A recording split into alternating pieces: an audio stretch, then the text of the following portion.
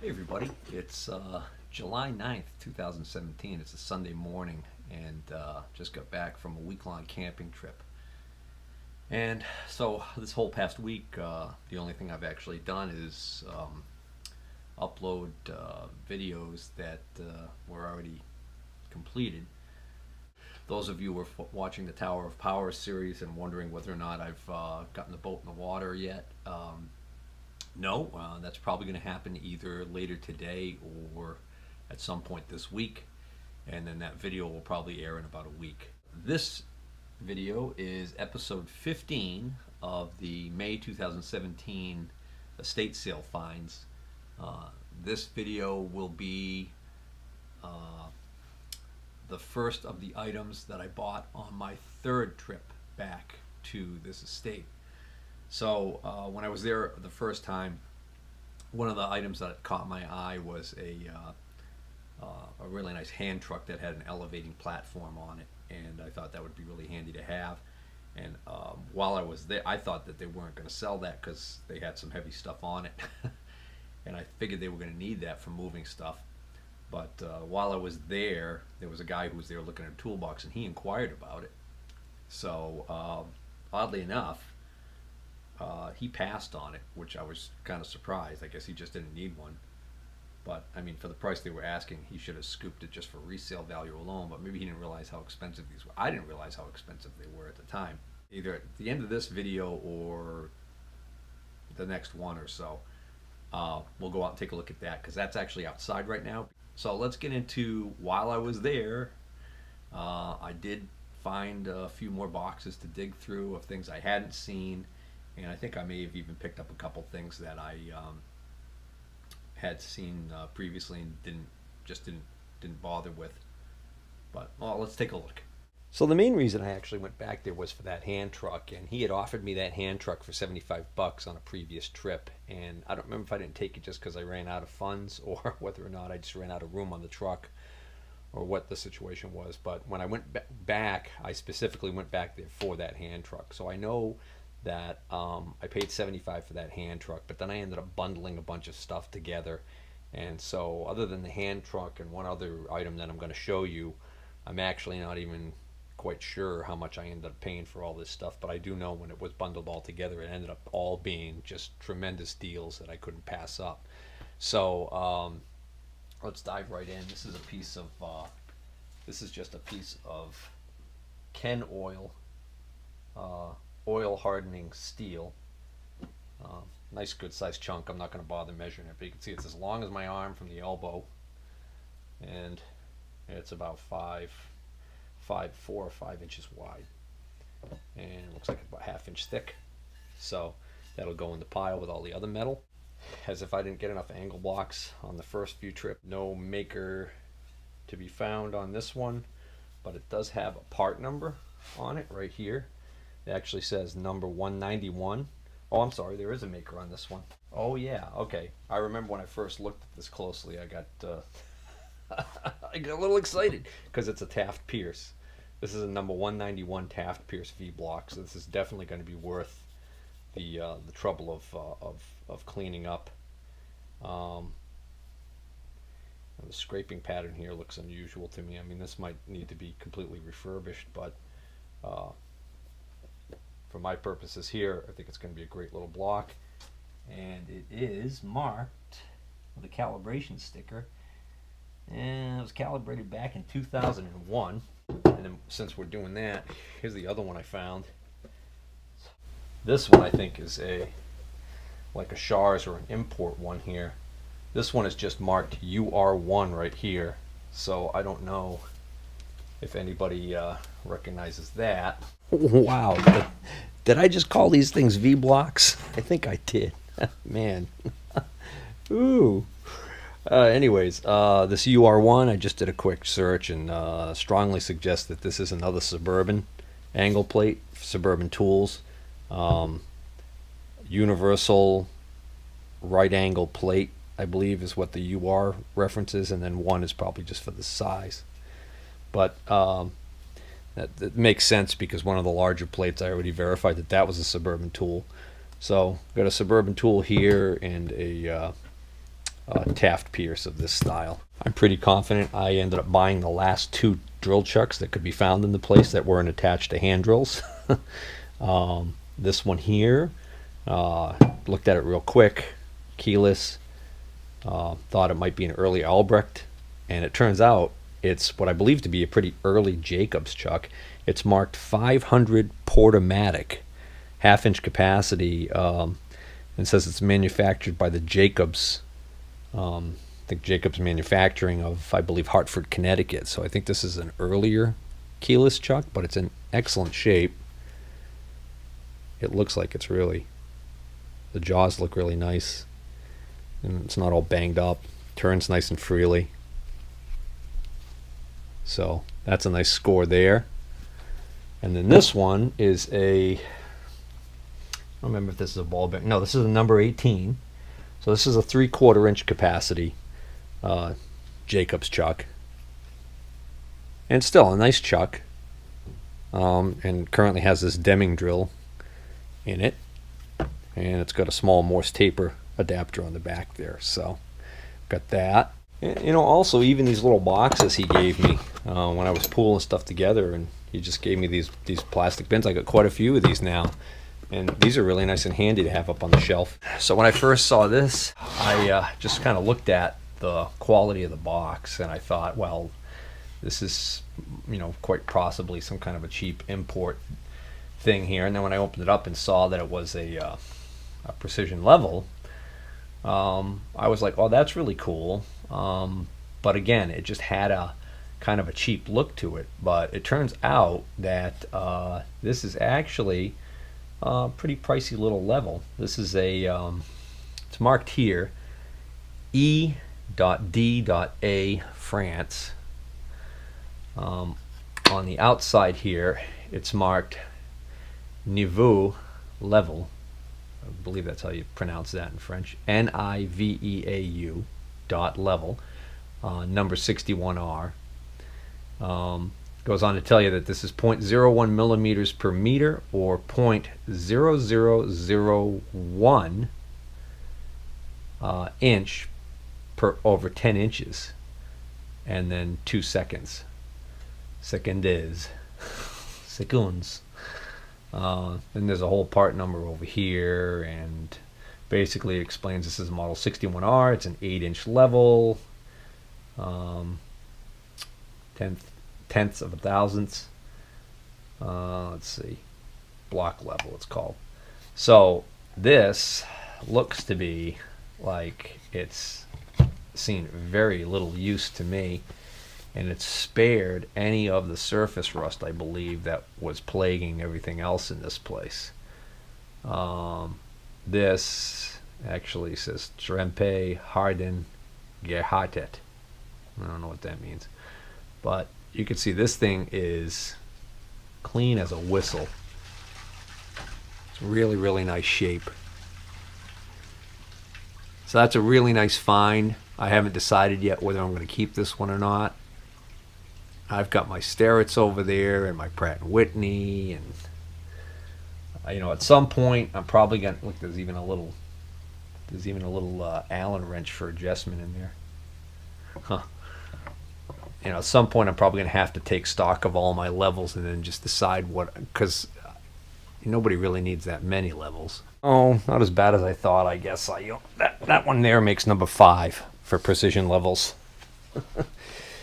I had already sold one because it was a duplicate. I had bought one a while back and then had gotten a nicer version of the same Starrett level, so I sold the weaker of the two. So then I saw this box, and when I first saw this box, again, I thought it had kind of a cheap import look to it, and actually I was right. But the thing that threw me off was the name, Wilton. I saw this Wilton name, and I was like, wow, Wilton, oh yeah, great. And the thing about Wilton is, the reason why it was confusing to me is because everybody, well, a lot of people know about the Wilton bullet vices.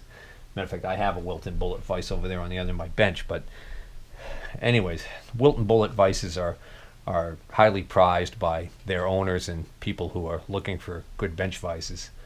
And so that's a quality product, and I believe that was a U.S. made product. I may be wrong on that. Well, apparently at some point Wilton divested, or something happened where Wilton's name rights must have been sold. Either that, or they've decided to have cheap import products made and brand them with their name. So what's in here is a little set that I've never seen one of these before.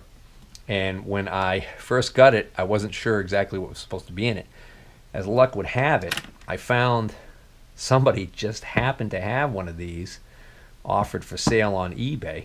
It might still be up, as a matter of fact, as we speak. That was a couple months ago, but it was a buy it now or best offer or something, and there was no activity on it. I forgot what he was asking, but nobody wanted to pay that price.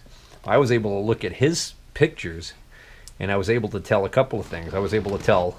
First off, I was able to tell that his set was missing some things that my set has, and B, I was able to tell that my set was missing some items. What is in here looks to me like it's brand new and never been used. I think what ended up happening was the guy bought it for the one and used the one item that's missing, which, let me just go through it real quick and show you what is in here. There's a surface gauge stand, complete, okay. A pair of V-blocks with the clamps, all marked Wilton. This small machinist square, also marked Wilton. This machinist square says 6-inch, and it says 0.00016. So 16/10,000ths accuracy, I guess, is what they're claiming on that. And this hole right here was the mystery until I looked at his kit that was for sale online and saw that what goes here is actually an indicator stand, a Wilton magnetic indicator stand. So that went here, and the only thing I'm not sure about is what this hole was for right here. Now, let me show you what was in this box when I opened it up. So what was in this little cubby hole kind of stuffed in here was this. And I had no idea what this was when I first saw it, because I had not yet seen any of Tom Lipton's recent videos on this contraption and other diversions. But what this is marked is here it's marked CEJ Sweden, and on the face it's marked divisions 2 micrometers, microcator, and that's spelled MIKROKATOR 500 C-3, and it says there's a patent. Well, after looking online and come to find out, this is a comparator. So this is a very expensive, accurate device that's supposed to be used on one of those comparator stands that we showed in some of the earlier videos. I was able to look up what a comparator was and saw the basic definition of it online, but I was curious about practical applications in the machine shop, so I actually posted on the Practical Machinist website asking a question about it. And I got quite a few responses, and I got a lot of good information from some people about this device. And then what ended up happening was I even actually received a private message. I got an offer. I haven't decided yet what I want to do with this. For right now, I'm holding on to it, but I may end up just selling this, because I've already received an offer that would basically pay for more than half of what I got here, including that hand truck and one of the other goodies I'm going to show you. So anyways, so this is the nice little thing that was in here. And of course the guys selling this stuff, they didn't know anything about it, so it's funny, it's probably been in here a while. The indentation of the CEJ is actually in the foam in the top here, but this obviously doesn't belong in here. And the only thing that was missing from this was the stand, which at the time I didn't even know. So this is a nice set. that appears to be just missing the stand, and possibly something that went here that, again, like I said, I don't know right now. But the bad part about this is I believe that this is clearly marked on the side here. That this is, yeah, here it is right here. They're calling this a Wilton inspection pack. It's got an LPC number of 11730. It says made to Wilton specs in India. Okay, so that would indicate to me that maybe it is something that the actual Wilton company outsourced for manufacture to India, but they're claiming that it was made to their specifications. So make of it what you will. It's a kind of a neat little set. I don't think I'm going to end up keeping it because it's pretty redundant. Just about everything in here is redundant to what I've already got.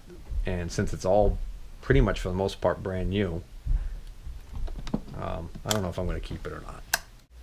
I'm going to wrap up this episode here, try and keep it kind of short because I know I talked a lot at the beginning on this one. But I wanted to revisit something real quick. This Taft Pierce angle plate, I found this on the Suburban website. Suburban is now marketing blocks under the Taft Pierce name, and the Suburban one, I also found this one on the website, but this was the big surprise. When I saw the Taft Pierce ones, I clicked on the Taft Pierce ones. These Suburban ones are available either just plain machined or ground. The ground ones are more precise and more expensive. Then when you go to the Taft Pierce blocks, angle blocks, they're available either ground or hand scraped, and the hand scraped are superior in accuracy to the ground. So like another level there of accuracy. This one clearly was a hand scraped one. Of course now it's, you know, a little bit rough, but the most surprising thing to me is I looked this up. This is a number 191, which the new numbers are for this one would be a 9191, I think, which is a 5-inch tall one, the smallest one they make. In hand scraped on the Suburban website, this is like a $954